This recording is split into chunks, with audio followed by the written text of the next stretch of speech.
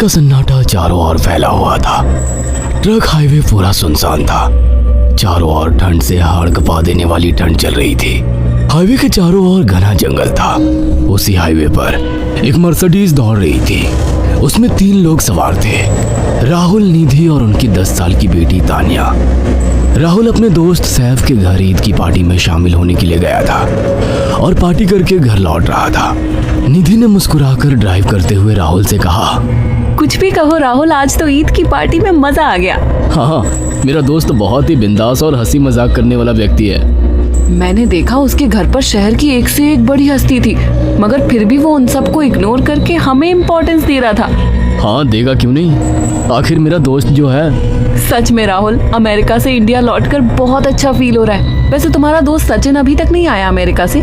निधि की बात सुनकर राहुल चौंक कर बोला, ओह शिट यार, उसका फोन आया था कि वो इंडिया आ रहा है। उसने बोला था कि मुझे एयरपोर्ट पर पिक कर ले। निधि बहुत नाराज होगा वो। कोई बात नहीं, उससे बोल देना कि तुम्हें बिल्कुल याद नहीं रहा। और फिर तुम्हें सैफ की इनवाइट की हुई ईद पार्टी में भी तो शामिल होना था। निधि ने इतना बोला ही था कि उसकी बेटी तानिया ने अपनी माँ की ओर देखकर कहा, मुझे भूख लगी है माँ, और प्यास भी। तानिया की बात पर निधि ने बुरा सा मुंह बनाकर उसकी ओर देखकर कहा, पार्टी में तो इतना खाया था तुमने, फिर भी भूख लगी है।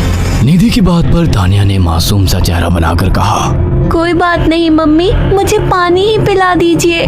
कितनी बार बोला है मुझे मम्मी मत बोला करो। पानी अभी नहीं है, आगे जाकर कोई शॉप पड़ेगी तो बोतल खरीद के दे दूंगी। निधि की बात पर राहुल ने मुस्कुराकर कहा, छोटी बच्ची है निधि, इतना नाराज होना सही नहीं है। राहुल ने इतना कहा ही था कि अचानक एक काली परछाई राहुल की कार के सामने आकर खड़ी हो गई। राहुल के पैर अचानक ब्रेक पर पड़ गए। गाड़ी तेज रफ्तार में थी। ब्रेक अचानक लगने से पलटते पलटते बाल बाल बची थी। राहुल के चेहरे पर भयानक ठंडी में भी पसीने की बूंद टपकने लगी। वो दोनों कार से बाहर निकल आए। निधि ने डरते हुए कहा, आखिर कौन था ये? ऐसा लगा जैसे कि कोई भयानक काली परछाई मेरे कार के सामने आकर खड़ी हो गई हो।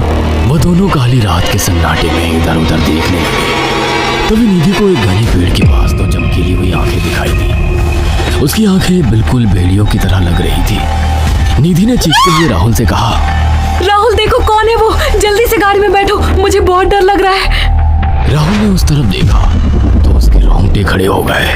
वो दोनों गाड़ी के अंदर बैठने ही वाले कि अचानक एक अजीब सा चेहरा वाला भयानक सा आदमी बिजली की रफ्तार से उनके सामने आकर खड़ा हो गया।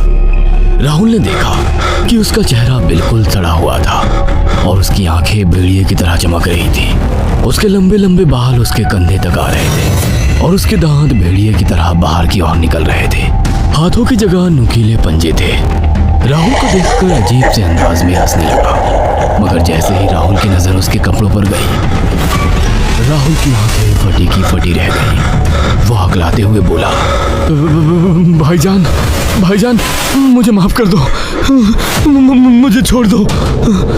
राहुल ने इतना कहा ही था कि अचानक उस अजीब से देखने वाले भयानक आदमी ने अपने पंजों से राहुल की गर्दन कसकर पकड़ ली और एक ही सेकंड में वो उखाड़ कर जमीन पर फेंक दी। राहुल के धड़ से लाल रंग का खून का फुहारा फूट पड़ा। इस भयानक मंजर को देखकर निधि के गले से एक जोरदार चीख निकल गई। निधि इससे पहले भागती कि अचानक उस भयानक दिखने वाले आदमी ने निधि को पकड़ लिया और अपने नुकीले पंजे उसके पेट में गड़ा दिए और उसकी अतड़ियां बाहर निकाल दी। निधि की एक दिल दहला देने वाली चीख सन्नाटे को चीर गई। अचानक हवा का एक बवंडर उठा और वो भयानक सा दिखने वाला व्यक्ति देखते ही देखते बवंडर के साथ गायब हो गया। तानिया ने डरते डरते निधि के मोबाइल से पुलिस और सैफ को बुला लिया और कुछ ही देर में वहां चारों ओर पुलिस की गाड़ियां थी। पुलिस ने राहुल के दोनों दोस्त सैफ और सचिन को वहीं बुला लिया। इंस्पेक्टर अर्जुन ने दोनों से कहा, मैंने ऐसी हत्याएं अपने करियर में कभी पहले नहीं देखी। ये काम तो ना किसी जानवर का लगता है, ना ही किसी इंसान का। सचिन कपकपाती हुई आवाज में बोला, आप कहना क्या चाहते हैं? कुछ कह नहीं सकता। जिस किसी ने भी इन दोनों को मारा है उससे एक बात तो साबित होती है कि वो इन दोनों से हद से ज्यादा नफरत करता था।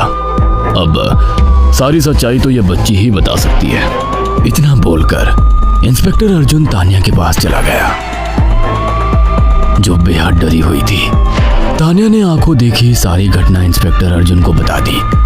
तानिया की बात सुनकर इंस्पेक्टर अर्जुन कंफ्यूज चेहरा लेकर मोबाइल पर किसी से बात करने लगे। सचिन इंस्पेक्टर के पास आ गया और सैफ भी डरता हुआ इंस्पेक्टर अर्जुन के पास आकर बोला, क्या हुआ इंस्पेक्टर? तानिया ने क्या बताया? उसने जो बताया वो काबिल यकीन नहीं है। उसकी बात पर किसी भी तरह से यकीन नहीं किया जा सकता। फिर भी कुछ तो बताया इंस्पेक्टर। हाँ, उस बच्चे के मुताबिक एक भूत ने निधि और राहुल को बड़ी बेदर्दी से मारा है। इंस्पेक्टर की बात सुनकर दोनों बुरी तरह से चौंक गए। क्या मतलब है इस बात का? बच्ची बेहद डरी हुई है। हम आगे की तफ्तीश जारी रखेंगे। निधि और राहुल तो चले गए, अब तानिया को मैं रख लूंगा। नहीं, राहुल मेरा अच्छा दोस्त था। तानिया अब मेरे साथ रहेगी। देखिए, बच्ची के माँ बाप अब इस दुनिया में नहीं है और आप दोनों भी शादीशुदा है। मुझे नहीं लगता कि आप दोनों बच्ची की सही से देखभाल कर सकते हैं। मेरी कोई औलाद नहीं है। मैंने अपनी पत्नी को फ़ोन कर दिया है, वो भी IPS ऑफिसर है।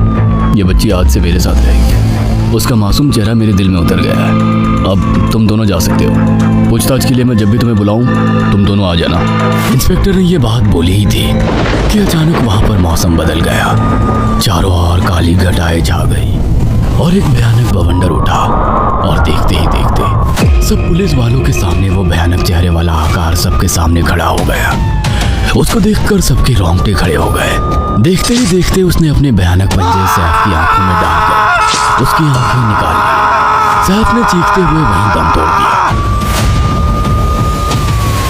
उस भयानक आदमी को देखकर सचिन उसके पैरों पर गिर गया। तुम तो भाईजान से कपड़े पहने हो।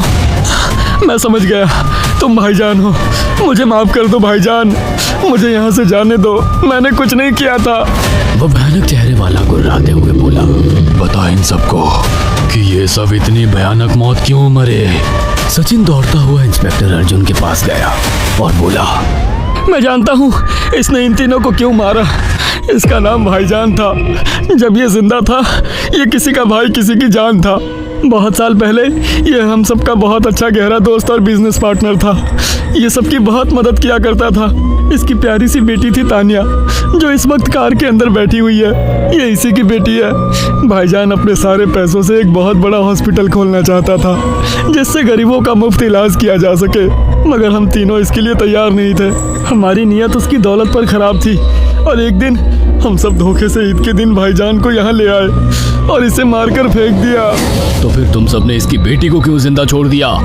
हमें बाद में पता लगा कि भाईजान ने सारी जायदाद अपनी बेटी के नाम कर दी है, इसीलिए हमने भाईजान की पत्नी को भी मार दिया।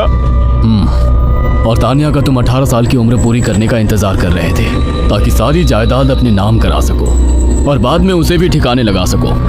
इसी के लिए तुम दोनों इस मासूम बच्ची को अपने साथ रखने की जिद कर रहे थे। जी, आपने बिल्कुल सही कहा। हम तानिया को भी इसी जगह लाकर मार देते। सचिन की बात सुनकर इंस्पेक्टर अर्जुन की आंखों में खून उतर आया। इंस्पेक्टर अर्जुन के कुछ कहने से पहले ही भाईजान बिजली की रफ्तार से इंस्पेक्टर अर्जुन की आंखों के सामने से सचिन को पकड़कर ले गया और उसके शरीर के टुकड़े टुकड़े कर दिए और हवा में उठे एक तेज बवंडर के साथ गायब हो गया। सारी घटना इंस्पेक्टर अर्जुन की आंखों के सामने हुई थी। तानिया को इंस्पेक्टर अर्जुन और उसकी पत्नी ने अपनी बेटी की तरह पाला।